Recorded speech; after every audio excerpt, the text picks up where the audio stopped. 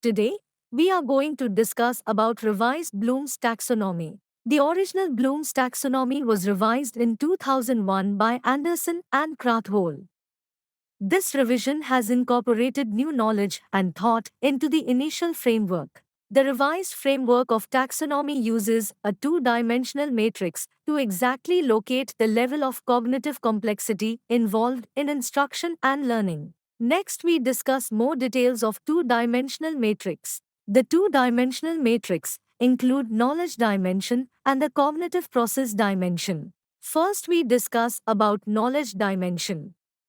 This includes four general types of knowledge, that is factual, conceptual, procedural, and metacognitive knowledge. Factual knowledge. This refers to the basic information and facts that students need to know in a particular subject area. Conceptual knowledge involves understanding the underlying principles, theories, and relationships within a subject.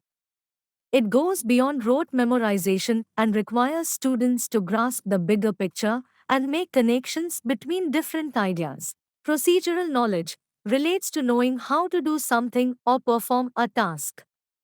It involves understanding and following a sequence of steps or procedures to solve problems, complete tasks, or carry out processes. Metacognitive knowledge refers to awareness and understanding of one's own thought processes and cognitive abilities. The cognitive process dimension. This includes six categories, namely remember, understand, apply, analyze, evaluate, and create. Remember, it means to retrieve relevant knowledge from long-term memory.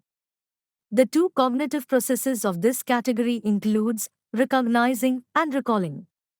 Understand, it is defined as constructing the meaning out of messages, includes oral, written, and graphic communication. This involves making connection between the new knowledge to be gained and their prior knowledge. The cognitive processes of this category are interpreting, exemplifying, classifying, summarizing, inferring, comparing, and explaining. Applying. This involves using procedure to perform exercises or solve problems. This is closely linked with procedural knowledge. This includes executive and implementing. Analyze. This involves breaking material into constituent parts and determining how the parts are related to one another and to an overall structure. This includes differentiating, organizing, attributing. Evaluate. This involves making judgments based on criteria and standard. The cognitive process of this category includes checking and critiquing. Create. This involves putting elements together to form a new coherent whole or to make an original product. This includes generating, planning, and producing. Next, we discuss about the changes that have been effected in the revised Bloom's taxonomy. There are mainly two types of changes: structural change and terminology change. First, we discuss about terminology change. Earlier version objectives in the cognitive domain in noun form. But in the revised the version these are replaced by verb forms. For example, application in old version has been changed to apply.